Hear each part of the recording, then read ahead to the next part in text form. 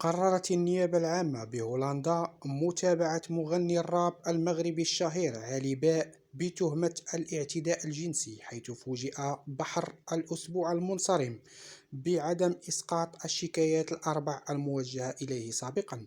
وذكرت مصادر إعلامية هولندية أن القضاء الهولندي أعاد خلال الأسبوع المنصرم ملف المغني المغربي للواجهة بعد مرور سنة على شكاية تقدمت بها مغنية شابة تتهمه فيها بالتحرش الجنسي. وحسب نفس المصادر، فقد قضت هيئة الحكم الهولندية بمتابعة المعني بالأمر بتهمة الاعتداء الجنسي على المغنية المشتكية، وذلك بعد تحقيق أجرته المصالح الأمنية المختصة.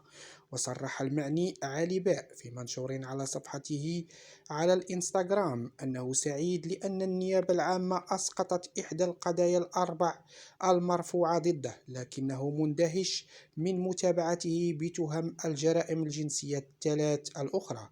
وأضاف المغني ذاته أنه خلال 14 شهرا الماضية قمنا بمجهودات كبيرة لتسريع التحقيق، وطالبنا دائما بالتوضيح، وفي غضون ذلك وبالتشاور مع النيابة العامة طلبت إجراء محادثات وسط مع النساء اللواتي قدمن شكايات. هذه المحادثات جارية وهي ذات قيمة كبيرة، ولقد طلبنا من النيابة العامة انتظار هذه المحادثات، ومن غير المفهوم أنها لم تستجب لذلك.